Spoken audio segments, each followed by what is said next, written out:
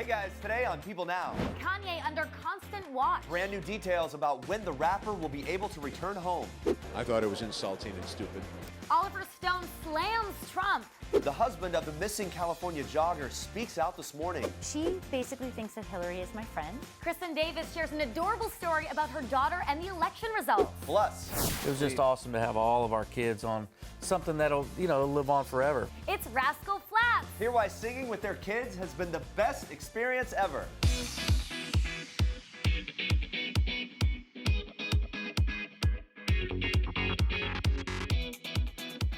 Hey, good morning, guys. Welcome to People Now. We're streaming live. Great to see you. Here's what you need to know and what's trending today. An update on Kanye West this morning. An insider is telling people that the rapper is being heavily supervised during his time at UCLA Medical Center, where he was admitted for exhaustion and sleep deprivation a week ago. Now, the source is saying that West generally has big ups and big downs, but this bout seems to be much more serious. In the hospital, he has been very paranoid and is under constant watch for his safety. The insider adds that, quote, he's still there because clearly he's not doing well.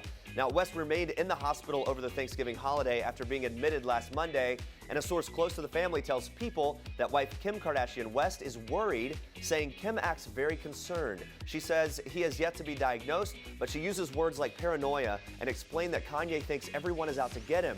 The only person Kanye trusts is Kim. The source goes on to say Kim does spend hours with Kanye every day. She says that Kanye is on many different medications and that his doctors are figuring out proper doses. Kim says that not much has changed since he was admitted and that his doctors seem concerned. A Kanye West source also told People that it remains unclear when the rapper will be able to return home, but claimed that a recent update was a positive one, saying they tell me he's doing good. He's been really eager to make music and to work even from the hospital bed. Moving on to this, we've got more details about a tragic story we've been following about that murder-suicide over the Thanksgiving holiday. 22-year-old nursing assistant and mother to a newborn daughter, Emily McDonald, was shot and killed allegedly at the hands of her husband, McKay Hutton, according to the Fairbanks Police Department in Alaska.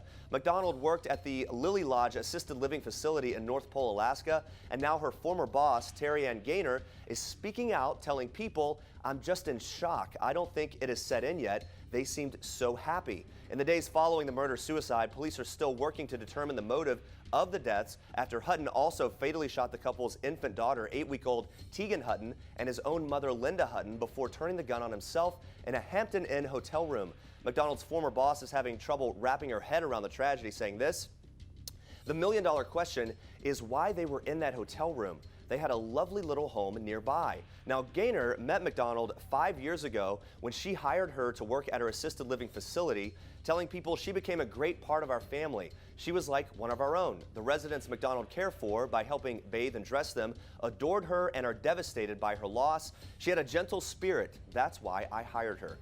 Gaynor says she has no idea what led Hutton to allegedly shoot McDonald, their baby, and his mother. But in hindsight, she recalls photos of the family taken at the hotel and posted on Facebook just before their deaths, and says she found the photos disturbing, saying this: they look so somber, they don't look happy at all. She was always smiling and laughing. When I saw those afterward, I thought something was happening. As happy as they seemed, no one really knows what goes on behind closed doors. The Fairbanks Police Department says authorities are awaiting the results of autopsies that were performed on the 4 victims on Monday. Guys, stay on people.com for updates on this tragic story. Moving on to this. I thought it was insulting and stupid comment. Why insult someone who's meant so much to most of the people in the world? Most of the countries were very gracious. Including our own president. No, our president, yes, including our own president, although he too is limited by what he's allowed to say. But I would say every other country was very gracious. Director and producer Oliver Stone speaking briefly on the red carpet on Monday night's Gotham Film Awards and slamming President-elect Trump's reaction to Fidel Castro's death. Trump tweeted, "Fidel Castro is dead," with an exclamation point when news first broke of the Cuban leader's death, and later called Castro a brutal dictator. Oliver Stone, Amy Adams, and Ethan Hawke were among those honored at the 26th annual Gotham Independent Film Awards, which kicks off awards season. Watch this. It's amazing. I was here 11 years ago. I got the Breakthrough Actor Award. So it feels like a sort of full circle. It's very nice. Hey, look, I love this city, and I've dedicated my life to independent cinema. It's the church of my choice. And so to get some encouragement from this community. There couldn't be anything more valuable in my professional life than this to me. And politics was a common theme for celebrities on the red carpet, with Annette Bening, Keegan-Michael Key, and more speaking out. Watch this. In light of the recent election, I think all of these films have a different role in terms of people understanding racism, poverty, xenophobia. So maybe we can have a bigger impact even than we would have before, but just sort of opening people's minds a little bit. I think the best of art is when we get to see ourselves reflected back to us, not only the good side, but the bad side. Hopefully, we're learning from mistakes we've made, but we're also learning about what it is about us to continue to aspire to. And, you know, I think we're seeing some unrepresented characters and groups in film this year as well. I think art can win, because I think art, if anything, if anyone, it behooves politics to look to art. It behooves politics to go, hey, what if I told a story that was uplifting, or I told a story that helps one's spirit, or I told a story that makes a person go, you know what, I want to pitch in. Only art does that. And so I think that art ultimately will win, because, as I said before, the story is what's infectious. You watched a movie 25 years ago, 10 years ago, and you go, God, I'm never gonna forget that. Or, God, I can't believe I didn't know that, and I had an opportunity through cinema to learn that. It's just, it's not going away. I love that guy. Love him Yes. even more every time I hear him talk. I know. That's well put. All right, Andrea, even more trending news. Yes, I do, Jeremy. Well, it looks like the forecast will be calling for some purple rain in Minnesota this April. Prince's former home, Paisley Park, is set to hold a 4-day celebration of the hitmaker's life from April 20th to the 23rd. The Revolution, Morris Day and the Time, and members of the New Power Generation and Third Eye Girl are set to perform. Tickets are available now, with general admission costing $499. This includes up to 5 hours of event programming each day, with VIP tickets costing $999 and including on-site parking, photo and autograph opportunities, and a meal pass. Of course, Prince died April 21st of an accidental overdose at Paisley Park, his home and recording complex in suburban Minneapolis. Paisley Park opened as a museum last month. All right, moving on to this, more big news for Rob Kardashian and Blac Chyna. Besides the birth of their daughter Dream, the new parents are now living together in Blac Chyna's home so that Rob can spend as much time as possible with his daughter.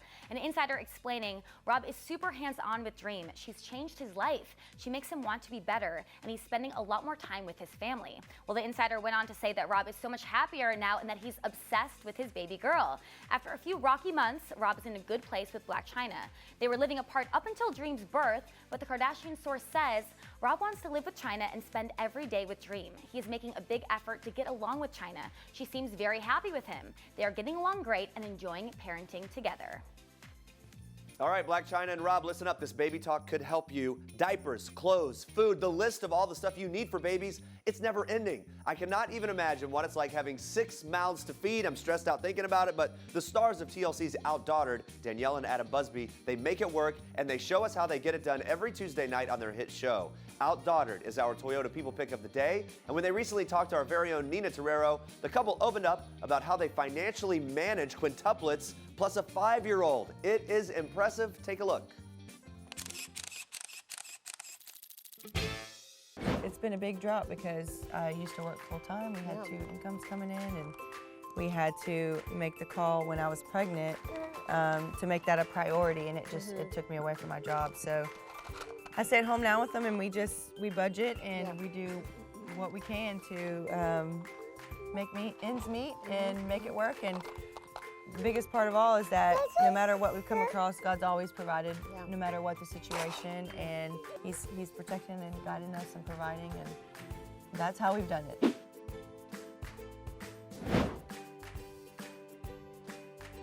This is King Cutie in People. His Royal Highness Prince George Alexander Louis of Cambridge. These are George's parents, George's home, his Nana, the Queen, and his staff of 644 Englishmen. This is George's dog Lupo, who inspired his favorite book, The Adventures of the Royal Dog Lupo, one George will share now that he's a big brother. People. The details make the story. Don't miss this week's People. You worked with your father and your son, similar to Team Schnabel and Team Beat. I mean, gold mining seems to be a family affair, definitely. Right. What is the hardest part about working with family?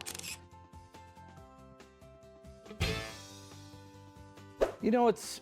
I look at my son, and and he looks. I mean, he's better looking than Justin Bieber. I mean, this kid's 17, and he's like. He's a looker. He has yes. lots of girls after him and stuff. And as a father, you're like, okay, did I talk to him enough about this, and this, and it worries you. And then, when you're working with your father, here's the key to the father-son experience, and this is this: we love each other.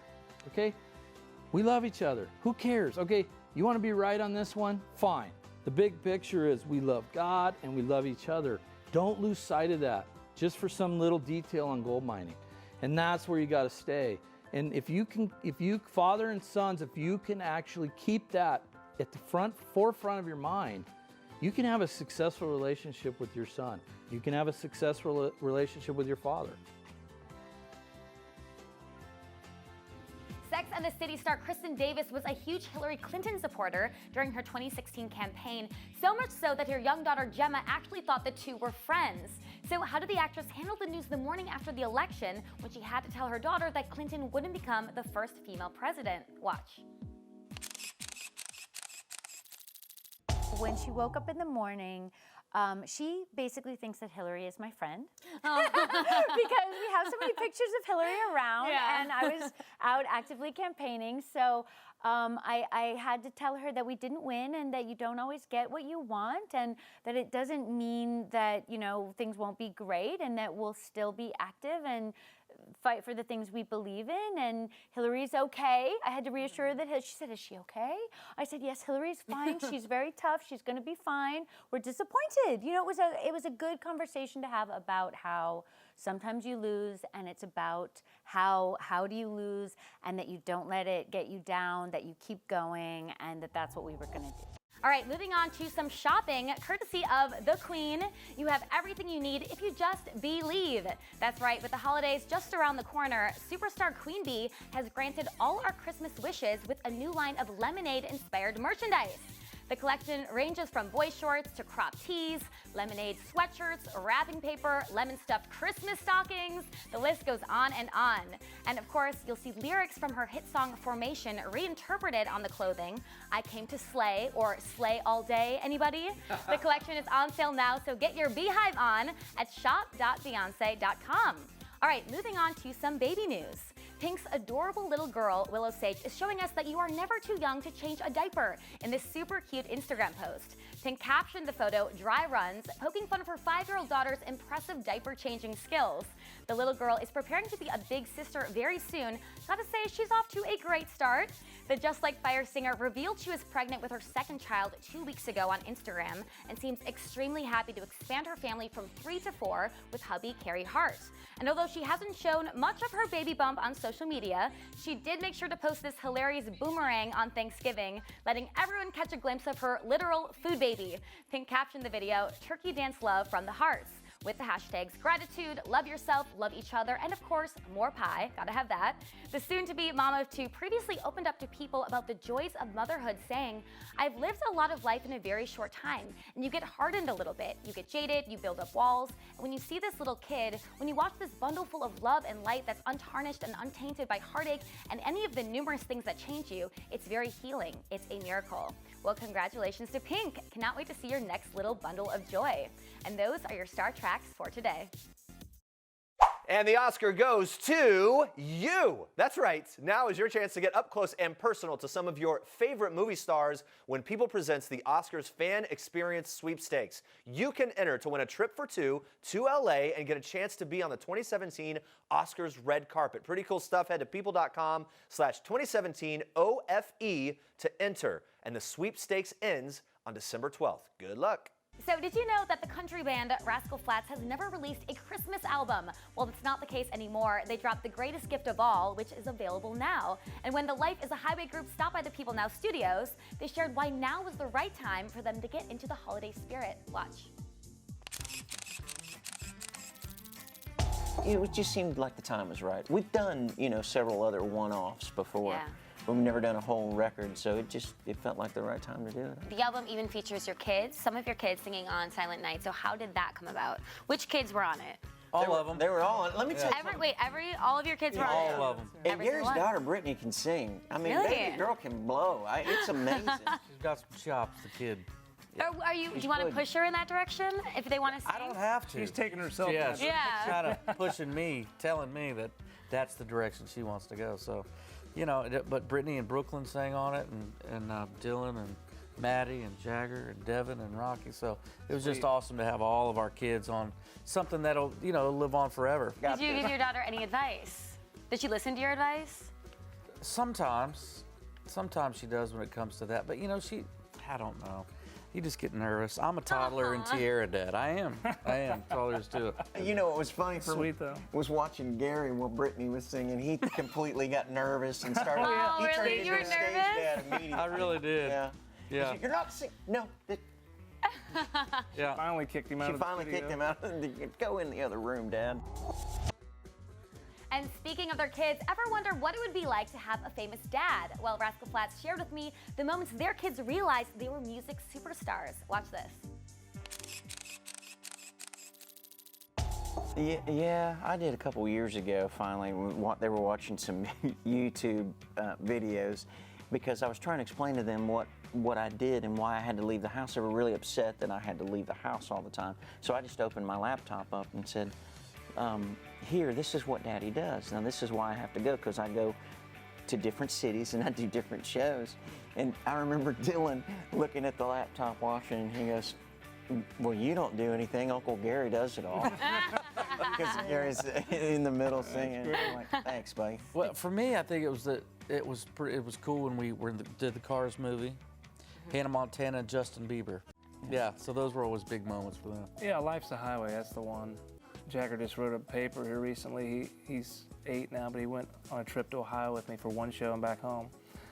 And he writes on there, he had so much fun at this fair, got to go ride rides, and go to the Rascal Flatts show, and I was sitting inside the stage, and Daddy's band played, and I really didn't like the music all that well. The one song on Life's a Highway was pretty good, though. He's just so honest, It's like I had a firm talking to him after that, though. He's still in his room.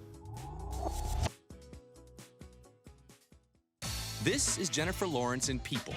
This is Jennifer photobombing Taylor Swift, and Sarah Jessica Parker and Liam Hemsworth, proving that while we all love the fashion of the red carpet, it's people who steal the show. People. The details make the story. An update on the story everyone's been talking about. Keith Papini, the husband of Sherri Papini, spoke out in an exclusive statement to ABC's Good Morning America this morning. Sherri Papini is the California mom who went missing for 3 weeks after allegedly being kidnapped while out on a jog. In his statement to GMA, Keith writes in part, the first thing I would like to address is the overwhelming amount of gratitude our entire family has for the thousands of people that have been on this torturous journey with us. I cannot possibly name each and every person, although their names are eternally etched in our hearts. Thank you to our strong family, devoted friends, the entire Redding community, and countless communities around the world. Keith goes on to say, we live in a nation of free speech accompanied with an era of technology that provides immediate gratification. This is a double-edged sword. I am grateful for this system as it is what spread my wife's face quickly throughout the world, gaining the attention of thousands. The unfortunate side is that some people have been sitting in angering, expectant positions waiting for the gory details. Rumors, assumptions, lies, and hate have been both exhausting and disgusting. Those people should be ashamed of their malicious, subhuman behavior. We are not going to allow those people to take away our spirit, love, or rejoice in our girl found alive and home where she belongs. Papini also responded for those calling for more proof of what happened to be shared publicly, saying this, I understand people want the story, pictures, proof that this was not some sort of hoax, planned to gain money, or some fabricated race war. I do not see a purpose in addressing each preposterous lie. Instead, may I give you a glimpse of the mixture of horror and elation that was my experience of reuniting with the love of my life and mother of our children. Nothing could have prepared me for what I was about to see upon my arrival at the hospital, nor the details of the true hell I was about to hear. The mental prison I was in over the past 3 weeks was shattered when my questions of my wife's reality became known. In his statement, Keith goes into details about Sherri's condition when he first saw her. He says this, my first sight was my wife in a hospital bed, her face covered in bruises ranging from yellow to black because of repeated beatings, the bridge of her nose broken. Her now emaciated body of 87 pounds was covered in multicolored bruises, severe burns, red rashes, and chain markings. Her signature long blonde hair had been chopped off. She's been branded, and I could feel the rise of her scabs under my fingers. She was thrown from a vehicle with a chain around her waist, attached to her wrists, and a bag over her head. The same bag she used to flag someone down once she was able to free one of her hands. Sherri was taken from us for 22 days and suffered incredibly through both intense physical agony and severe mental torture. Papini goes on to say, my reaction was one of extreme happiness and overwhelming nausea as my eyes and hands scanned her body. I was filled with so much relief and revulsion at once. My Sherri suffered tremendously, and all the visions swirling in your heads of her appearance, I assure you, are not as graphic and gruesome as the reality. Papini concluded his statement by asking for privacy for Sherri, himself, and the rest of their family. Stay on people.com for all the latest on this case. Wow, what? This is Jennifer Lawrence in People. This is Jennifer photobombing Taylor Swift, and Sarah Jessica Parker, and Liam Hemsworth. This is Jared Leto in People, photobombing Anne Hathaway, and Reese sneaking one in on Sophia and Joe. This is Dustin Hoffman, photobombing the dame herself, Judi Dench, proving that while we all love the fashion of the red carpet, it's people who steal the show. People. The details make the story. Don't miss this week's People. And guys, coming up tomorrow, we sit down with Saturday Night Live star Vanessa Bayer. Plus, we're back with Kristin Davis. She's dishing on the Sex and the City spin-off rumors. You don't want to miss that. I can only hope. Thanks for watching. For now, we leave you with one last thing from Cynthia Bailey. Enjoy. Bye, guys. Hi, I'm Cynthia Bailey from the Real Housewives of Atlanta, and this is one last thing. The last time I laughed so hard I cried. You know, my daughter Noel is pretty funny. I mean, we definitely have our moments where we're just watching something and, we just, have a similar sense of humor. I don't know, we love that show, Couples Therapy. It's just hilarious, so we always just get a kick out of that. So I guess that's one of them. My last big splurge was actually my beautiful lake home that I just purchased. The last song that was stuck in my head, I'm a huge Rihanna fan.